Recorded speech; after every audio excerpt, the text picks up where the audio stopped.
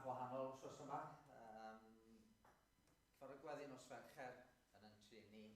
Cyfarfod gweddi hybrid. A wedyn, da ni'n cofio'n arbennig am bod na mynd i gwersyll bach yn digwydd ymryn y groes yr wythnos yma. Cychwyn fory ymlaen tan ddydd Iau. Felly, eisiau gweddio bod Duw yn dda wrthyn nhw yn y gwersyll. Steffan sydd yn arwain, Aron Trahar yn gaplan, nifer o rai o'r eglwys yma yn mynd yno. Felly gweddiwch am ddiogelwch yn ystod yr wythnos. Gweddiwch am wythnos dda yn arbennig. Y bydd negesau Aron yn helpu rai sydd yno i weld Iesu Grist yn well. Gweddiwch dros cyfan sydd yn digwydd yno. Sil nesaf, da ni'n cyfarfod nidfan yma, ond da ni'n cyfarfod yng nghanolfan Penros Garnedd, ochr arall i ysgol y Fenol. Mae'n oherwydd bod hi'n wyliau di fama ddim ar gael, ond mae'n gyfle i ni weld sut fydd pethau yng nghanolfan Penros Garnedd. So mae hwnna am 10:10, dim ysgol Sul eto, ond am 10:10 yn nghanolfan Penros Garnedd, ac Aron Treharn fydd yn arwain bore Sul nesaf. A da ni'n gofyn i chi ar ddiwedd y gwasanaeth bore yma, os chi'n gallu aros am chydig bach, a Dafydd am rannu gwybodaeth da ni wedi cael bellach ynglyn â'r gwaith sydd angen i wneud ar y capel. Felly, os chi'n aros, dim yn hir felly, ond fydd Dafydd yn cael cyfle i rannu am y gwaith sydd angen i wneud ar y capel. Dwi'n credu mae dyna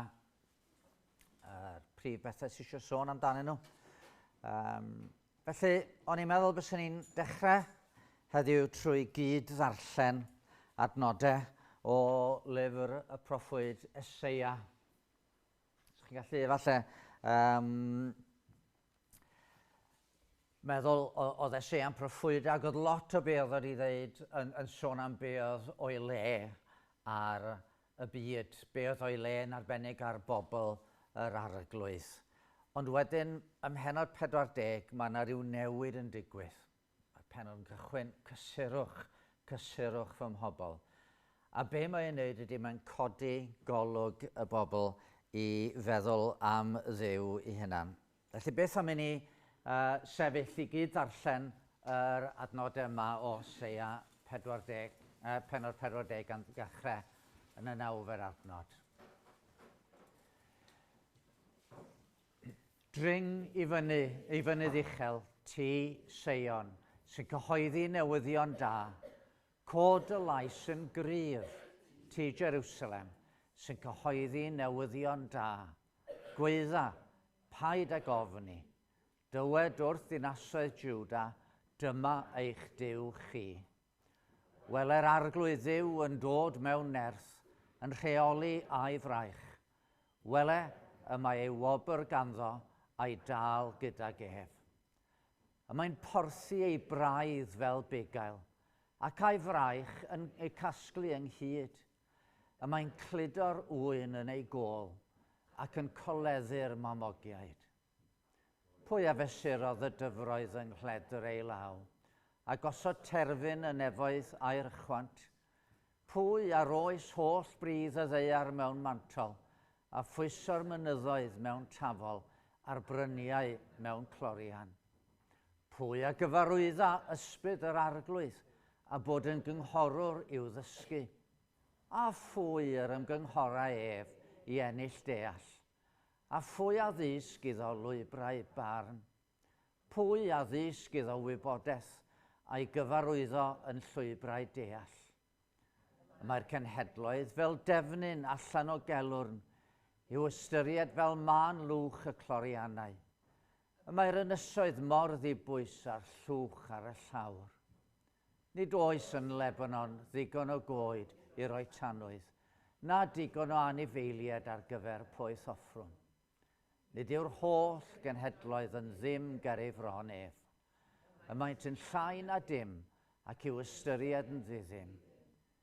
I bwy ynteu y cyflybych ddiw, pa lun a dynwch ohono.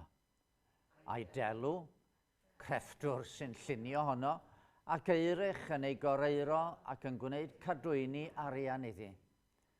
Mae un sy'n rhyd lawd i wneud hynny, yn dewis darn o bren na ffydra, ac yn ceisio crefftwr cywrain i'w osod i fyny'n ddelw, na ellir ei symud.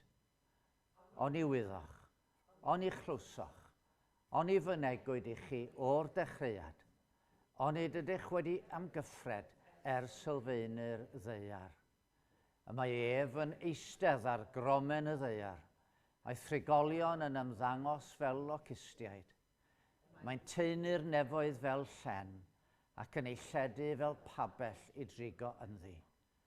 Mae'n gwneud y mawrion yn ddiddim, a rheolwyr y ddeiar yn dryblyth. Gadwch i ni weddio. O arglwydd yn Duw, a ninne yn dod o y byd sydd yn ymddangos yn llawn o bethau i dynnu'n sylw ni. Da ni'n dymuno rwan codi yn golwg at a ti. A meddwl, wele, dyma eich Duw, dyma yn Duw ni. Yr un sydd o dragwyddoldeb i dragwyddoldeb yn Dduw bendigedig. Felly o arglwydd, da ni'n gofyn ar ei ti dywelyn calonau ger dy fron. Os gweled i fod yn dda, gad i ni yn ystod yr awr nesaf yma fod a'n sylw arna ti. Nid i'n denu ni efo dy gariad, efo dy fawredd, efo dy ogoniant. A gad i'r gogoniant hwnnw gymryd gafel yn calonau ni yn y fath fodd, fel y bydd yn cariad ni at a ti yn ddyfnach, yn hofn, yn parchedig ofn ni, yn rhywbeth mwy real o ddiwn tad. A ni'n gallu llawenhau yn y Duw rydyn ni wedi dod i'w ganmol y bore yma. Clywn ni felly trwy Iesu Grist yn harglwydd a'n gwaredwr da. Amen. Mi ganon ni efo yn gilydd fenaid cod, bendithia dy grewdwr, ef yw dy arglwydd, ef dy gyfaill triw.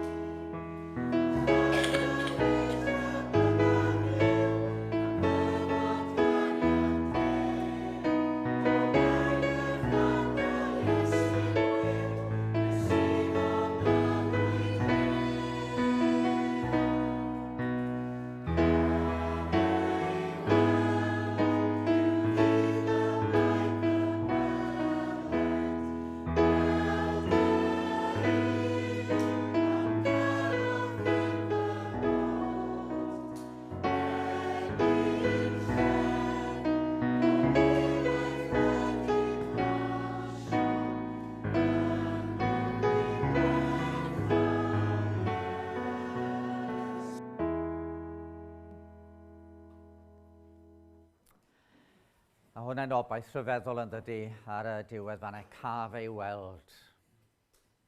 Cael gweld yr un sydd wedi'n caru ni. Mae'n rhywbeth i ni edrych ymlaen ato fo yn arbennig iawn. Wel, blant, ydych chi am ddod ymlaen am funud?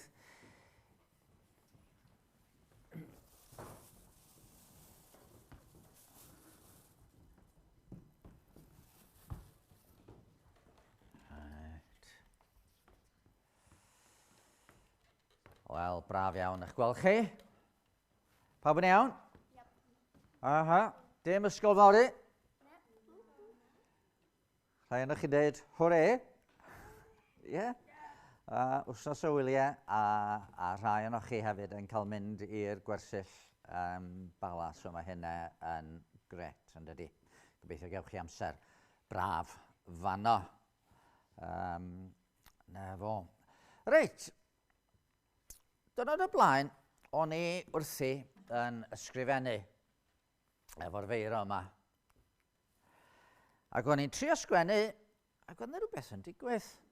Oedd yr ysgrifen ddim yn edrych mor dda a hynny. Dwi wastad yn sgwennu'n fler, ond oedd ysgrifen ddim yn glir iawn. Ac yn bo hir, oedd na ddim byd yn digwydd. Mod i'n trio sgwennu. Be oedd yn digwydd?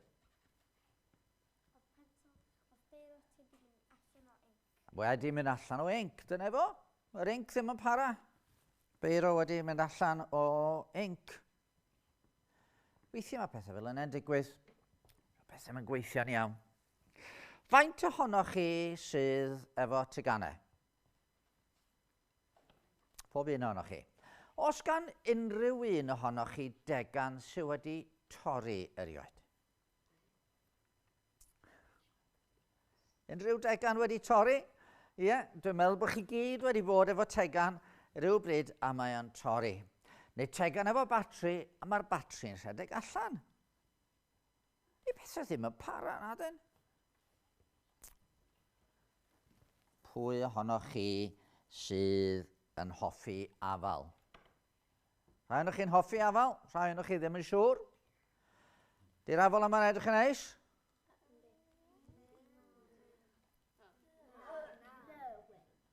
Na, mae'r afal di dechrau pydru yn dydi? Yndi. Dyna beth sy'n digwydd efo popeth yn y byd yma. A pethau'n edrych yn, fel sy'n nhw'n mynd i fod yn para, ond tydyn nhw ddim. A da chi'n cael afal a jyst i adael o, a mae'n dechrau pydru. A mae wir amdano ni, mae pethau amdano ni. Da ni yn rhyfeddol iawn, da ni'n gallu rhedeg, da ni'n gallu gweld pethau, da ni'n gallu clywed pethau, ond wrth i rywun fynd yn fwy hen, bydd pethau yna ddim yn gweithio cystal. Dwi ddim yn clywed cystal ag o'n i arfer, felly dwi wedi gorfod cael peth i helpu fi glywed. Dwi ddim yn gwisgo nhw rwan, ond dwi'n rhoi nhw yn fy nghlustiau mwyn yn helpu fi glywed. Dyna beth sydd yn digwydd. Mae pethau yn y byd yma yn diflannu. A maen nhw'n mynd yn ychyfu fel yr afal yna, neu maen nhw'n torri, a dyn nhw'n para. A dyna pam bod ni yn credu bod hi mor bwysig bod ni'n meddwl am be mae Iesu Grist isio, achos yr un peth da ni'n gwybod am Iesu Grist ydy mae o yn para. A mae'n adnod dwi eisiau chi dysgu rwan, a mae'n mynd i fod fyny fan yma, gobeithio. Da chi'n meddwl, gall chi ddarllen hwnna efo fi? A gall y bobl fawr ddarllen hefyd. Iesu Grist, yr un ydyw ddoe a heddiw ac am byth. Hebreaid, pennod 13, adnod 8. Right? A be mae hwnna'n dweud ydy, bod ni'n newid a bod y pethau yn y byd yn newid, di Iesu Grist ddim yn newid. Mae gariad o'r un peth wastad. Mae ofol o drosto ni wastad.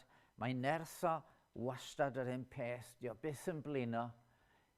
Na ni ddeud eto, Iesu Grist, yr un ydyw ddoe a heddiw ac am byth.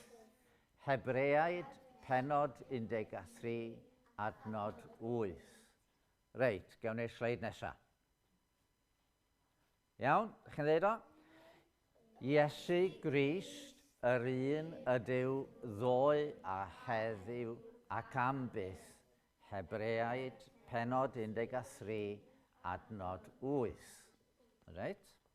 A ni gael y nesaf felly.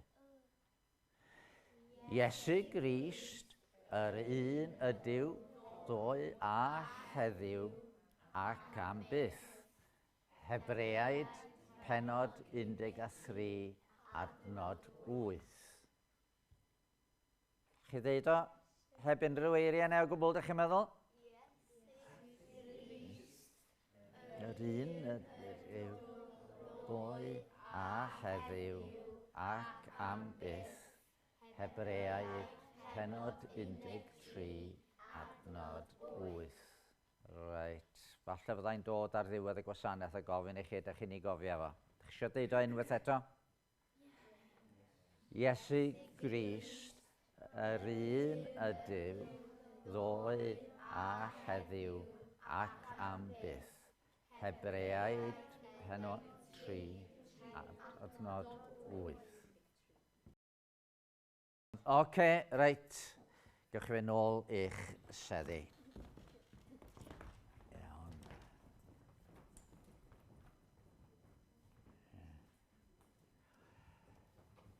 Reit, o'n i'n dweud bod byd yma, pethau yn y byd yma yn diflannu. Mae pethau yn y byd fel sy'n nhw wedi torri weithiau.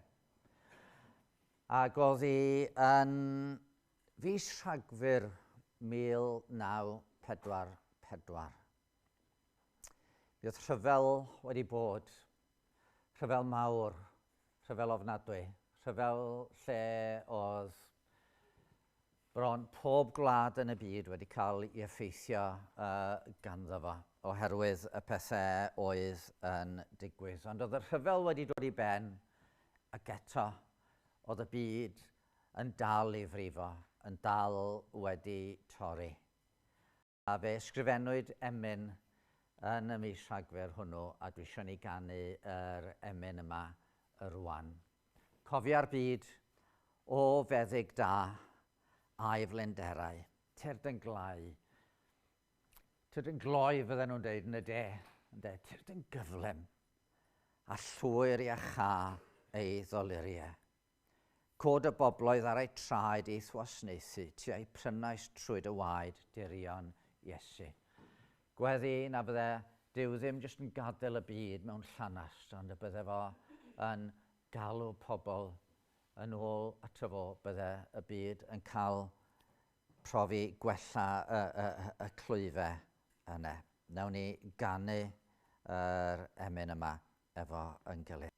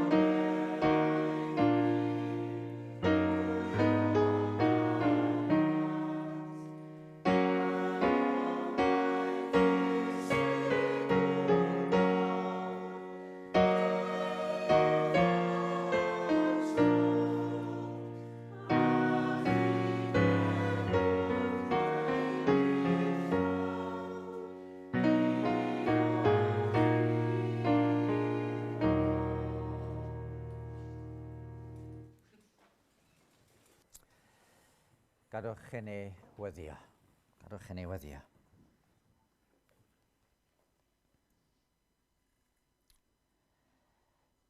O arglwydd ein Duw, a thad ein harglwydd Iesu Grist. Os ydyn ni'n cofio bod y byd y 1944 wedi ei dorri fel petaid, da ni'n gwybod yn dydd ni hefyd fod cymaint sydd yn teimlo bod eu byd a'i bywyd nhw wedi ei chwalu. Fel ac yr oedd rhyfel wedi ymledu dros Ewrop yn y 40au, felly oedd yw'n tad, dyn ni yn ymwybodol fod yna ryfel yn Wcráin heddiw. Os oedd yna ddinasoedd wedi chwalu gan y rhyfel yn ôl yn y 40au, da ni'n ymwybodol bod yna ddinasoedd a phentrefi a threfi wedi cael eu chwalu yn ddiweddar gan y daeargryn ofnadwy yn Nhwrci a Syria. A da ni'n plygu Gaerdyfron o ddiwn tad, yn dymuno dy fod ti yn dy drigaredd mawr,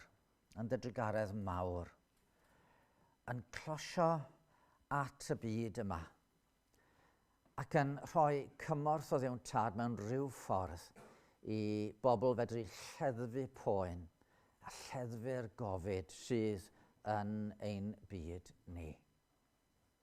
Da ni'n ymwybodol o ddiwn tad bod hi o fewn gallu llywodraethau i drefnu fod cymorth yn dod. Da ni'n ymwybodol fod hi o fewn gallu pobl i roi rhoddion tuag at y rhai sydd yn dioddef. Felly o arglwydd yn Duw, da ni'n gofyn am gymorth i ni wybod be ddylen ni'n neud. A da ni'n gofyn o ddiwn tad am gymorth i'r llywodraethau i drefnu fod pobl yn cael cymorth, yn cael nerth ac yn cael profi trigaredd. Ond o ddiwn tad, yn ymwybodol mae ateb dros dro i'r meddygaeth mae'r byd yn gallu ei roi. Ryw ateb dros dro y mae llywodraethau yn gallu ei gynnig. A da ni'n gwybod fod yna anghenion dyfnach yn ein calonnau ni, na'r angen am iechyd a'r angen am fwyd. Da ni'n gwybod o ddiwn tad fod yna angen cymod a thyd y hunan. Ac felly wrth ddod Gaerdyfron a chyflwyno'n byd i ti, da ni'n diolch i ti dy fod ti wedi gweithredu yn yr arglwydd Iesu Grist, dy fod ti wedi dod yn agos. Am bod ni'n gallu deud mae'r arglwydd Iesu ydi Emmanuel, Duw gyda ni. Diolch y dad yn bod ni wedi cael gras i glywed amdano. A gras gobeithio i gredu ynddo fo a phwyso ar ei drigaredd. A da ni'n gweddio dad y bydd yr ymwybyddiaeth o dy gariad di yn dod yn reality i laweroedd y dyddiau yma. Trwy'r ysbryd glân symud yn ymplith ni yma o ddiwn tad y bore yma. Symud ymhlith eglwysu'n gwlad ac eglwysu'n byd. Ac o dad bod rywsut rhyw awyrgylch yn codi mewn ardaloedd, mewn gwledydd, lle mae pobl yn dy geisio di ac yn dy gael di yn yr arglwydd Iesu Grist. Da ni wedi clywed fod yna bethau yn digwydd mewn rhai prifysgolion yn yr Unol Daleithiau ddiwn tad. Pobl rywsut yn dod yn ymwybodol o bethau mawr, presenoldeb dwyfol o arglwydd yn Duw. Da ni'n gwybod bod ni'n gallu cael yn twyllo efo'r pethau yma, da ni'n gwybod bod y pethau yma'n gallu bod yn diflannu'n sydyn ac eto dyna'n hiraeth ni. Cael profi mwy ohono ti. Felly yn dy drigaredd tyrd, clos ato ni ysgwelid i fod yn dda. Mae yna anghenion personol gan bob un ohono ni a da ni'n cyflwyno'r anghenion hynny i ti. Mae ganddo ni anghenion fel eglwys a da ni'n cyflwyno'r anghenion hynny i ti. Da ni'n gofyn yn y cyfan o ddiwn tad y bydden ni gyd yn gallu cadw'n golwg arna ti a sylweddoli dy fod ti yn llywodraethu. Fod Iesu Grist yr un ddoe, heddiw ac am byth. Ac ysgwelid i fod yn dda. Felly, wneud i roi ni y gallu i fod yn bobl galonogol, efo y gobaith yn y calonau, y sicrwydd yn y calonau, efo ti am y ddwy'n bendithion amlwg i'n plith ni, yn ystod y misoedd sydd yn dod. A da ni'n gweddio Dduw'n Tad yn arbennig a byddwn ni'n gallu cael yn paratoi ar gyfer croesawu Rhodri a Gweno yma ymhen cwpl o fisoedd. O arglwydd yn Duw, closiat o'n i o Dad, a'r bore yma yn dy drigaredd, siarada efo ni trwy dy air. Gadi'r gair roi ni'r persbectif dyn ni angen i fod yn fwy na choncwerwyr yn y byd sydd ohoni. Lle clyw yn gweddi. Diolch i ti am dy holl drigareddau. A madden beia i gyd trwy Iesu Grist yn harglwydd a'n gwaredwr da. Amen.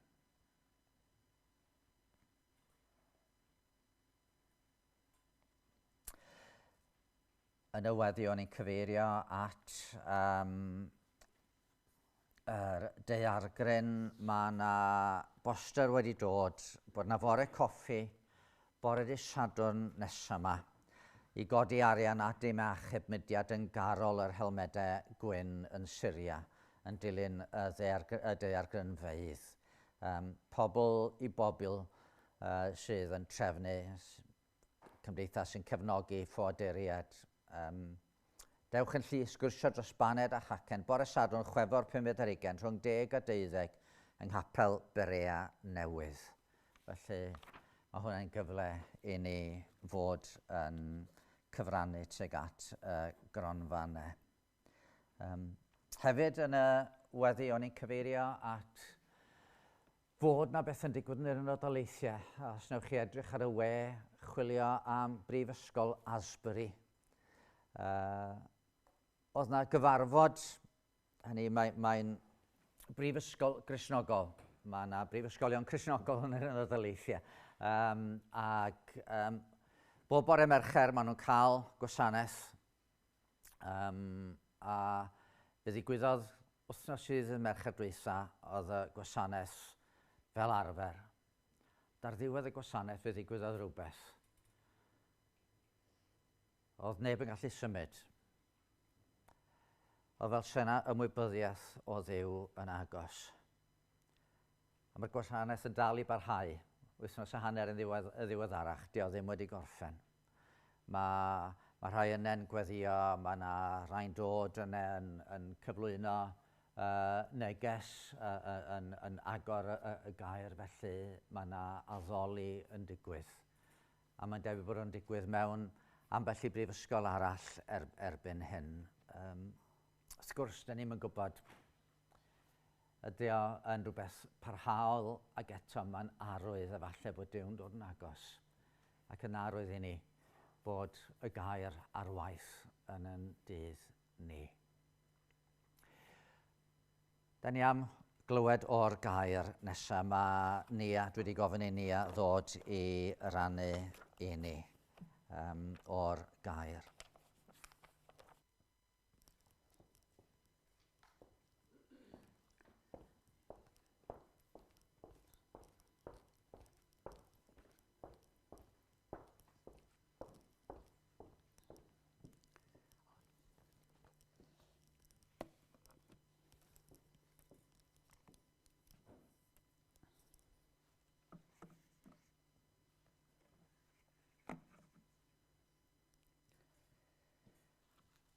Y gogoniant sydd I ddod.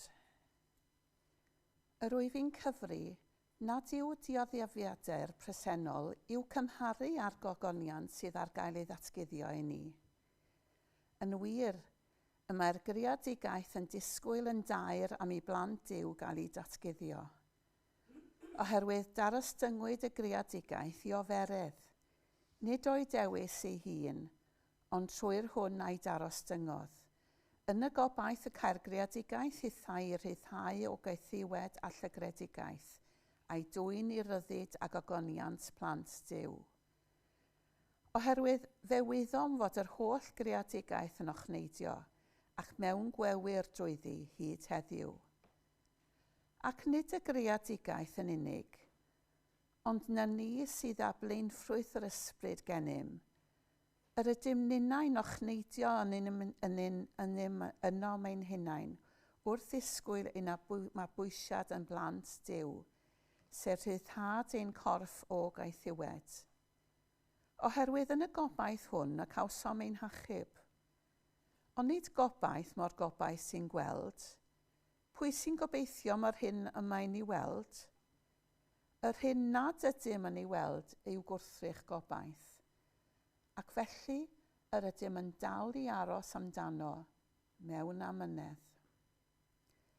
Yn yr un modd, y mae'r ysbryd yn ein cynorthio yn ein gwendid, oherwydd ni wyddom ni sut y dylem weddio. Ond mae'r ysbryd ei hun yn ymbil trosom ag ochneidiad yw hwnt i eiriau, ac y mae Duw sy'n chwilio calonnau dynol yn deall bwriad yr ysbryd, mae ymbil y mae tros y saint yn ôl ewyllus Duw. Gwyddom fod Duw ym mhob peth yn gweithio daioni gyda'r rhai sy'n ei garu, y rhai sydd wedi galw yn ôl i fwriad. Oherwydd cyn ei bod hwy, fe'i hadnabu, a'i rhagordeinio i fod yn unffurf ac unwedd a'i fab, fel mae cyntaf anedig fyddai ef ymhlith pobl lawer. A'r rhai a ragordeiniodd, fe'i galwodd hefyd, a'r rhai a alwodd, fe'i cyfiawnhaodd hefyd, a'r rhai a gyfiawnhaodd, fe'i gogoneddodd hefyd.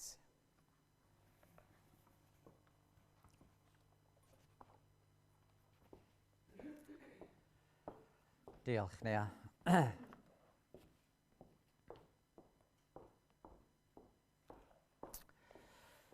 Wel, cyn troi feddwl ychydig am y geiriau yna o Rifeiniaid yr 8fed bennod, mi newn ni ganu un emyn arall. Os heddwch fel afon sy'n canlyn mewn rhoed, neu dristwch fel ymchwyddellu, beth bynnag a ddaw, ti am dysgais di ddweud, diogel wyf gyda thi.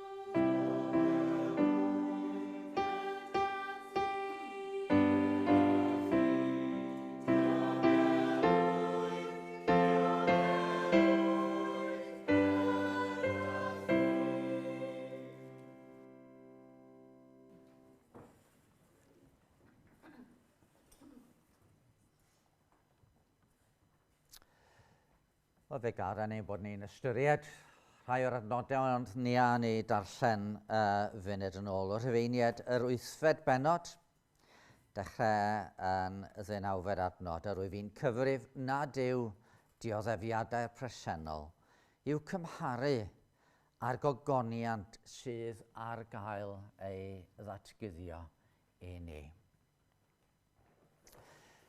Gobryn bod unrhyw un ohono ni yn gallu deud bod ni ddim wedi cael ein dychryn o weld ar y newyddion dros y pythefnos diwethaf pethau sydd wedi bod yn digwydd. Mae y lluniau o Syria a Thwrci yn ddychrynllyd dydyn nhw. Mae'n anodd i ni amgyffred y llanast. A da ni'n gwybod bod yr amgylchiadau wedi cael ei gwneud yn waith oherwydd y rhyfela sydd wedi bod yn digwydd efo Llywodraeth Syria, efo cefnogaeth Rwsia ac Iran yn rhyfela yn erbyn pobl yn ei gwlad eu hunain, a'r gwrthryfelwyr wedyn efo cefnogaeth Twrci, yr Unol Daleithiau, Saudi Arabia a'r Cwrdiaid felly hefyd y Cwrdiaid yn chwilio am i tir eu hunain, a mae'r cyfan wedi bod yn llanast difrifol yn ofnadwy. Mae'r dioddefaint tu hwnt i bob dychymyg. A wedyn, wrth gwrs, mae'r rhyfel yn Wcráine yn parhau. Mae'r arlywydd Zelenski wedi bod draw yn y wlad yma ac yn Ewrop yn gofyn am fwy o gefnogaeth, yn gofyn am nid jyst y tanciau a'r anti-aircraft missiles, ond hefyd am awyrennau ac yn y blaen. Ac un cwestiwn mae modd i ni i holi yng nghanol hyn i gyd ydy ble mae Duw. Yn digon hawdd i ni yn ein tai cyfforddus orwedd yn ôl yn dawel a trafod y peth fel rhyw syniad neu rhyw theori. Ond nid theori ydy'r cwestiwn yma i rywun sydd yng nghanol rwbel i cyn-gartref. Efo aelodau teuluodd yn gorwedd yn farw rwle yng nghanol y difrod i gyd. Oes na synwyr yn y byd o gwbl? Os oes na synwyr yn gallu dod o'r sefyllfa, mae rhaid holi, wel, be mae Duw yn ei wneud? A mae hwnnw'n gwestiwn real a phwysfawr. A llawer yn dweud, does bosib fod Duw yn bod. Mae C.S. Lewis wedi sgrifennu yn ei lyfr The Problem of Pain. C.S. Lewis, wrth gwrs, yn Gristion. Ond doedd o ddim wastad i bod yn Gristion. A mae'n sgrifennu fel hyn, not many years ago when I was an atheist, if anyone had asked me, why do you not believe in God? My reply would have been, look at the universe we live in. History is largely a record of crime, war, disease and terror. The universe is running down. All stories will come to nothing. All life will turn out in the end to have been a transitory and senseless contortion upon the idiotic face of infinite matter. If you ask me to believe that this is the work of a benevolent and omnipotent spirit, I reply that all the evidence points in the opposite direction. Either there is no spirit behind the universe, or else a spirit indifferent to good and evil, or else an evil spirit. Ni mae drygioni, mae poen, mae gofid yn real. Ac eto, da ni'n dweud, wel, mae Duw yn real. Mae Duw yn ystyriol o'r dioddefaint yma. Mae Duw yn caru ni. A mae'n caru pobl y byd. Felly, dyma droi at lythyr Paul at y Rhufeinied. A'r 8fed bennod yn ôl llawer, dyma'r bennod mwyaf gogoneddus ysgrifennwyd erioed.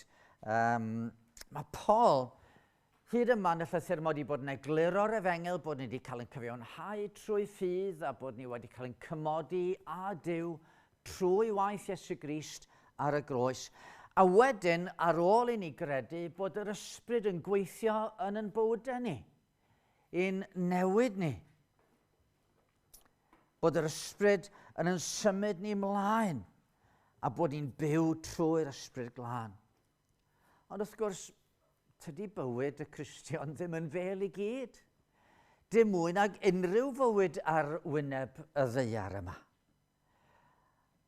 Ac i gael rhyw fath o bersbectif ar hyn, felly, i weld lle mae Duw yng nghanol hyn, da ni'n troi at be mae'r apostol yn ei ddeud fan yma. Apostol oedd yn gwybod rhywbeth am ddioddefaint i hunan. Oedd yn gwybod rhywbeth am y problemau sydd yn wynebu ni yn y byd. Ac un peth mae'n dweud rwan, y pwynt cyntaf ydy, mae yna ochenaid yn y greadigaeth. A Paul yn realiolwg ar y byd. Mae'n gwybod fod yna bethau'n digwydd a da ni'n mynd i gallu galw nhw yn bethau da. Roedd o wedi weld yn ddo i hunan. Mae'n sôn am sawl lle am y cystydd mae o yn ei wynebu. Bod yn sôn am o fyr ysgafn gystydd. Eto mae'r cystydd yn real. Oedd o'n gweld y peth yn ei gyd Gristnogion. Bellach ymlaen yn y benod yma mae'n deud, hyn yn wir yw ein rhan fel am yn ysgrifenedig, dy fwy'n di fe'n rhoddir i farwolaeth drwy'r dydd. Fe'n cyfrifir fel defaid i'w lladd. Ond mae'n ei weld o yn y greadigaeth hefyd, yn adnod 22 fan yma. Oherwydd fe wyddon bod yr holl greadigaeth yn ochneidio ac mewn gwewyr trwyddi hyd heddiw. Hynny, mae yna fwy nag un mas o ochenaid yn does. Mae yna ochenaid o ryddhad yn dod weithiau pan mae yna rhyw broblem wedi pasio heibio. Ond nid dyna sydd ganddo ni fan yma. Yr ochenaid, oeddi pethau ddim yn iawn, pam bod pethau fel hyn. Yr ochenaid o ofid. A roedd Paul yn gwybod bod yna rhywbeth o'i le ar y byd. Oedd o'n byw a theithio yn yr ardaloedd lle roedd daeargrynfau, a mi brofodd o'n y carchar yng Philippine, do daeargryn y pryd hynny'n gwneud rhywbeth rhyfeddol iawn. Oedd yn gwybod bod yna stormydd ar y môr. Oedd o'n i bod mewn llongddylliad fwy nag unwaith.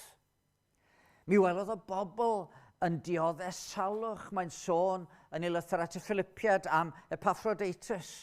Oedd wedi bod yn sal bron hyd at farw. A oedd o'n gwybod bod yna rai wedi marw hefyd.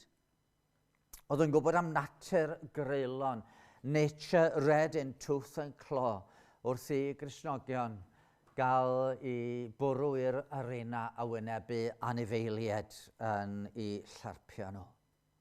Dyma'r byd da ni'n byw ynddo fo. Mae yna ochenaid yn y byd. Pam bod pethau fel hyn? Ac felly mae'n siŵr mae'r peth cyntaf ddylwn ni ddeud ydy,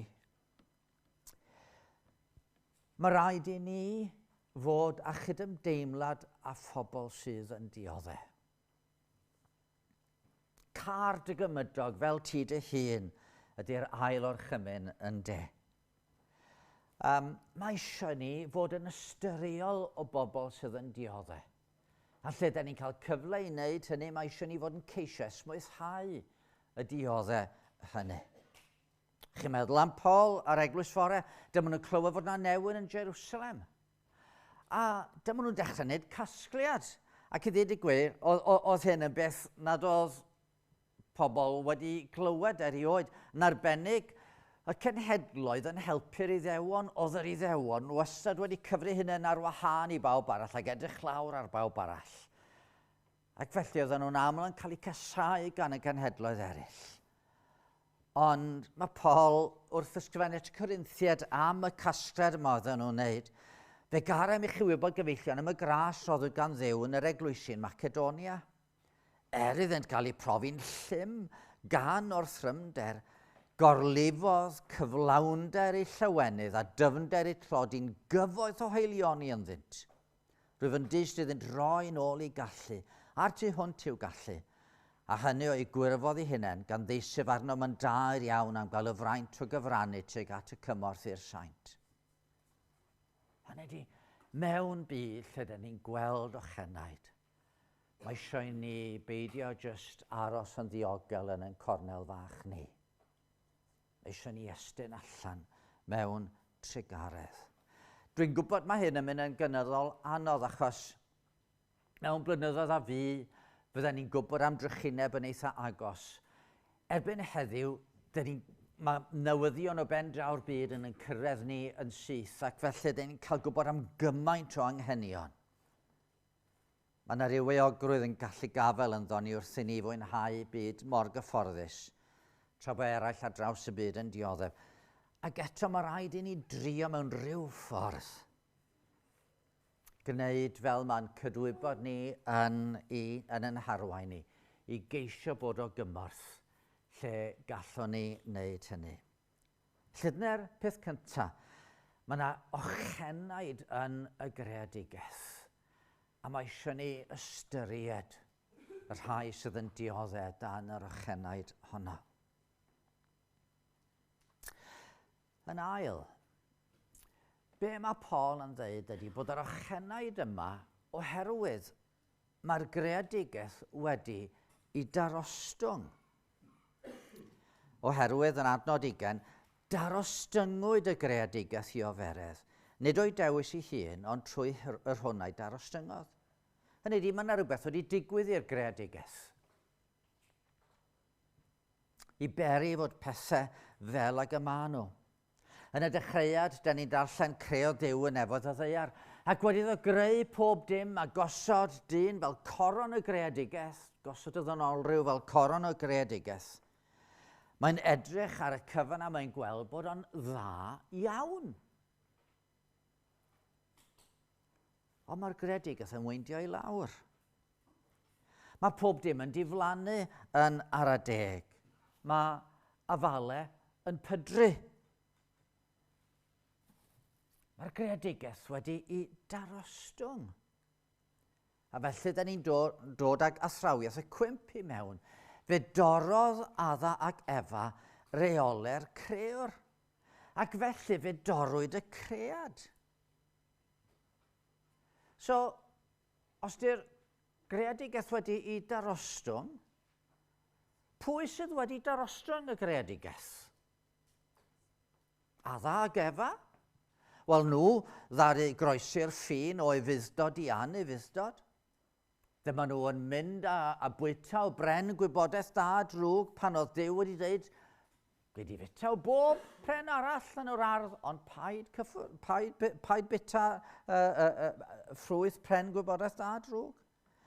Ac ar ôl iddyn nhw'n wneud hynny, dyma Duw yn dweud wrth Efa, byddaf yn amlhau yn ddirfawr dy boen ath wewyr.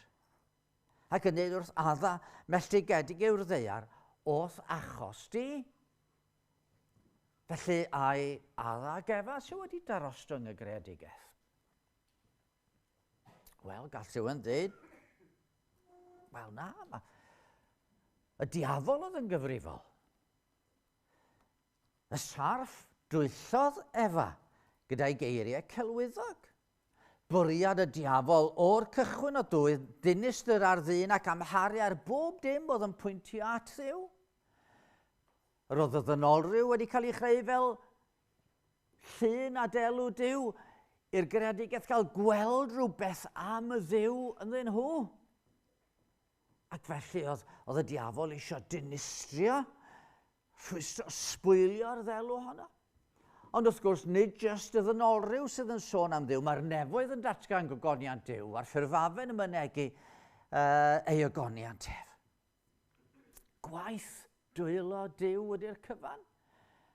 Ac felly y diafol eisiau gweld y greadigaeth hefyd wedi darostwng.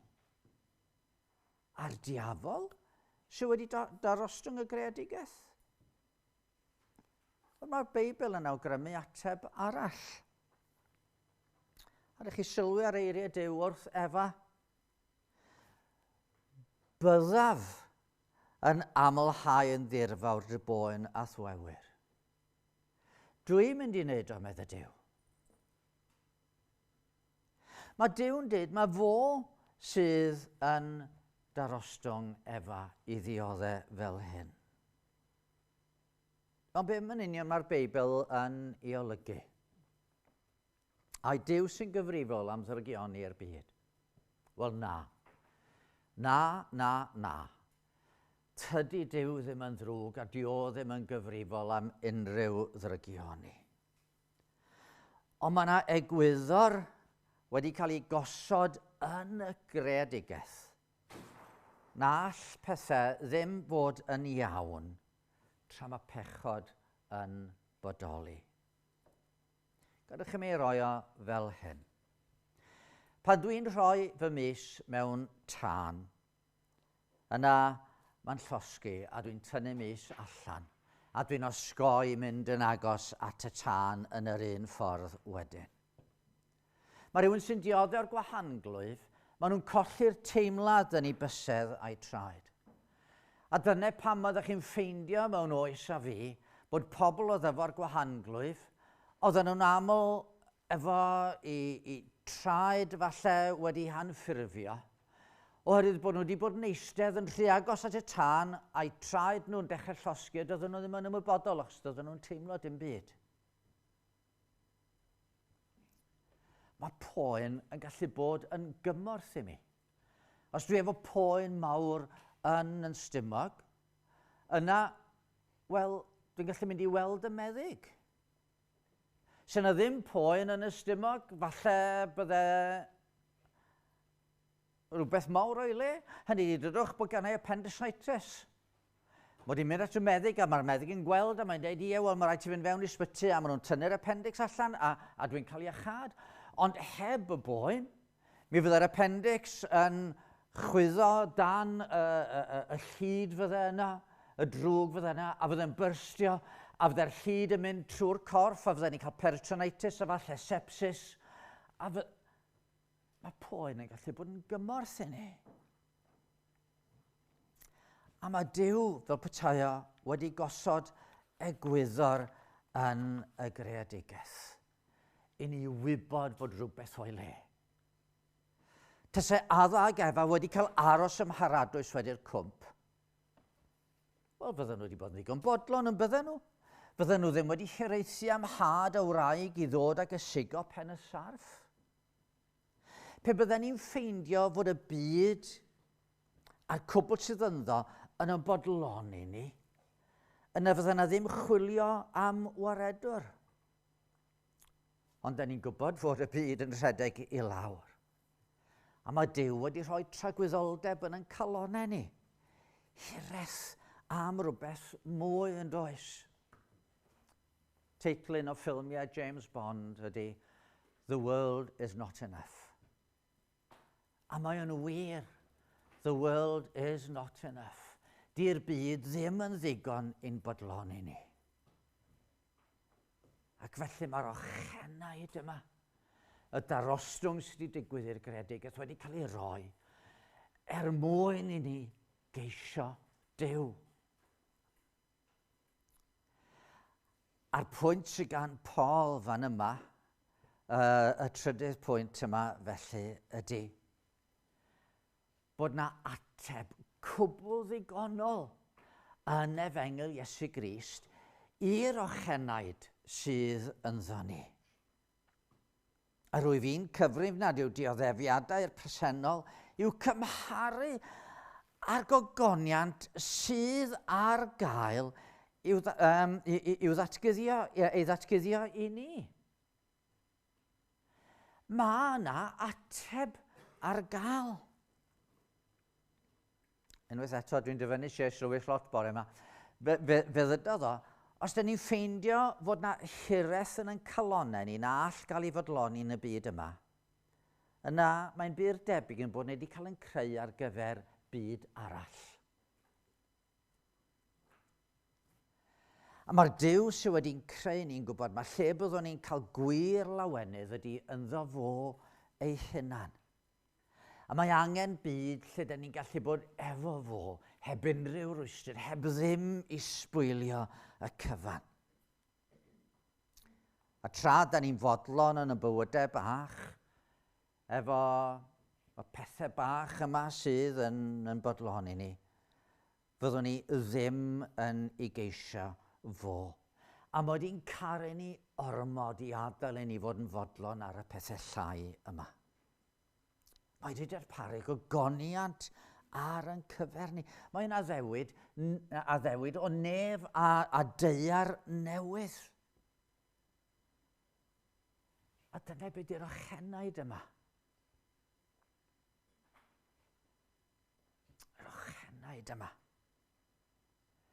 Claf yn gaeth yn ei wely, yn hiraethu am y dydd gaeth godi a mynd allan a rhedeg a mwynhau'r awyr iach. Neu falle bod chi'n cofio y lockdown pan oedden ni'n gaeth i'n cartrefi a ddim yn cael mynd allan ac oedd gynnon ni hiraeth am, da ni eisiau bod yn rhydd. Wel, be am y rhyddid ultimate hwnnw?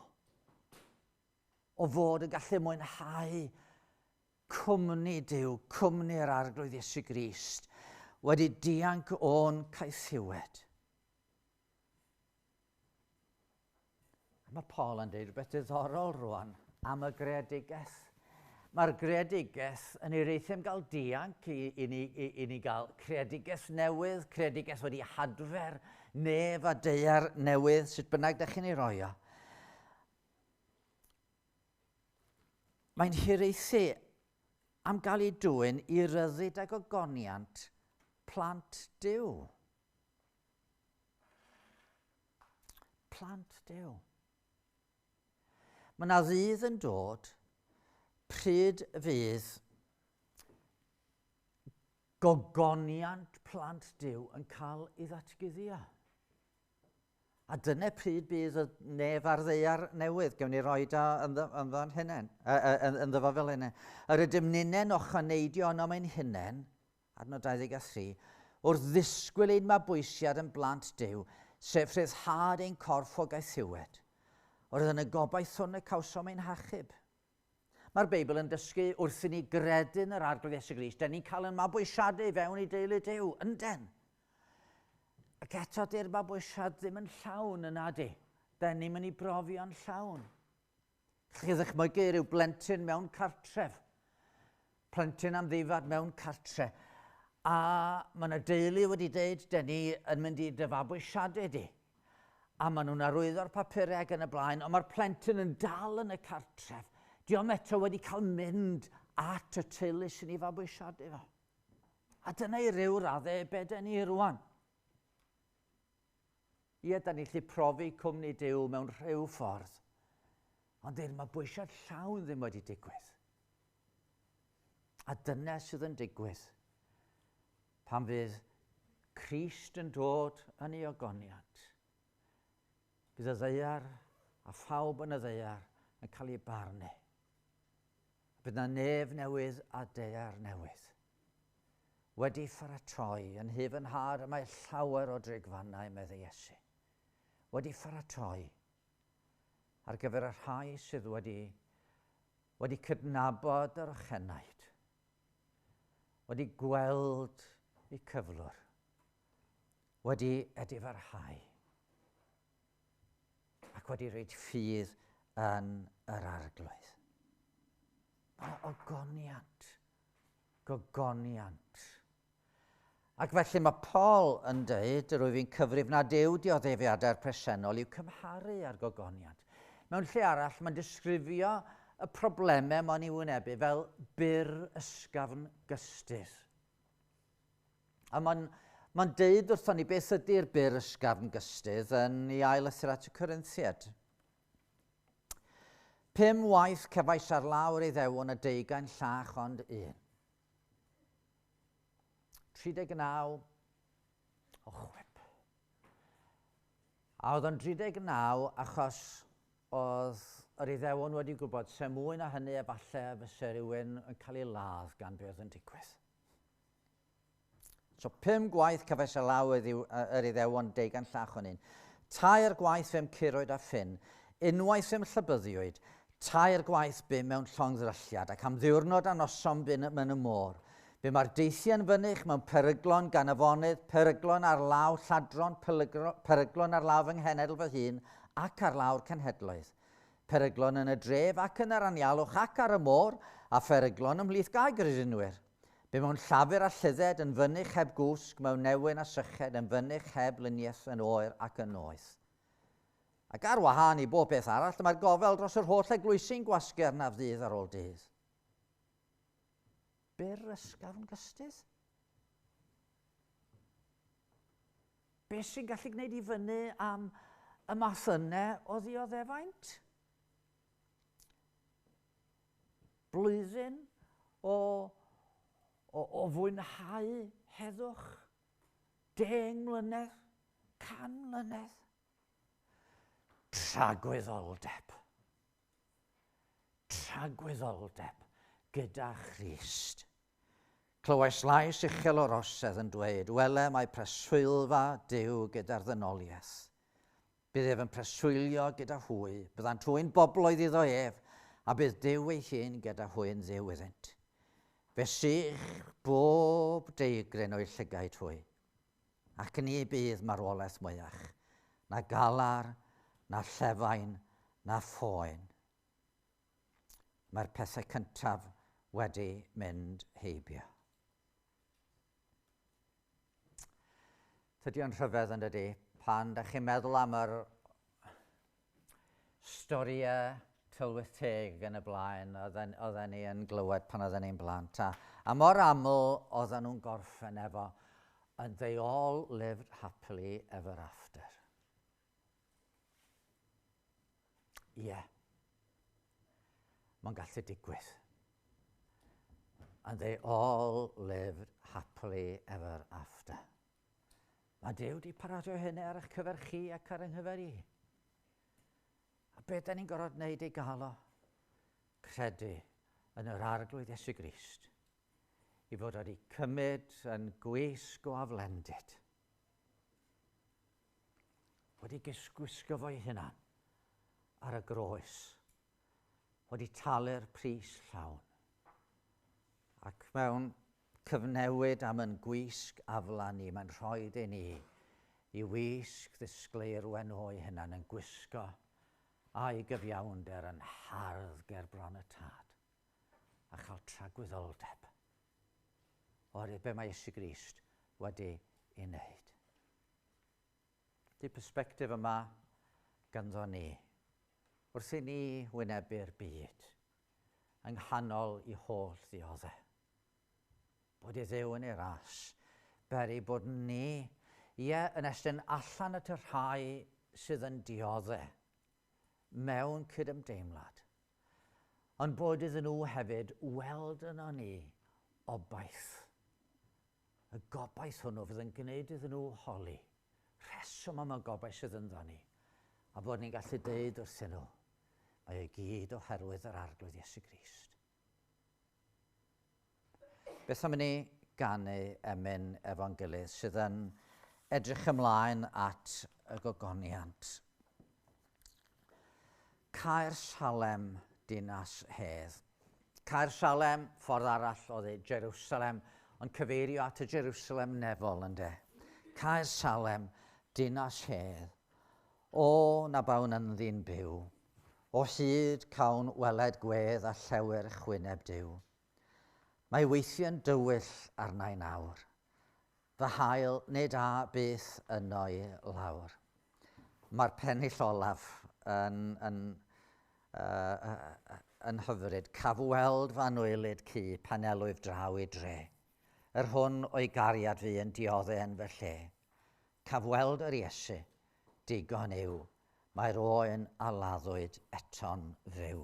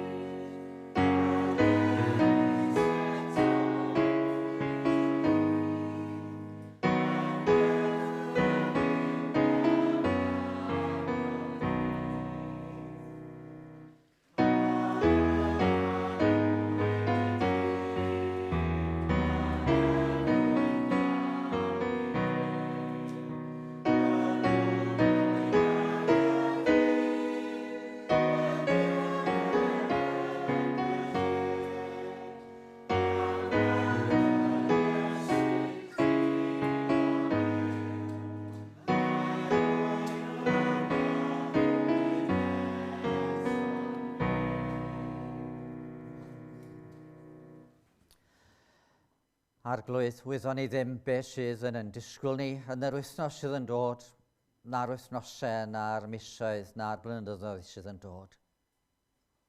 Da ni'n ymwybodol bydd na adegau pryd bydd na lawenydd.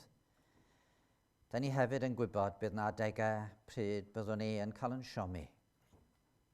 Ysgweli di fod yn dda, trwy'r cyfan, rhoi ni'r sicrwydd na does na'r un siom yn y byd yma sydd yn mynd i gyfrif, sydd yn mynd i fod werth i ystyried pan fyddwn ni'n profi'r gogoniant llawn, yng ngafel yn priod nefol, yng ngafel yn harglwydd a'n gwaredwr Iesu Grist.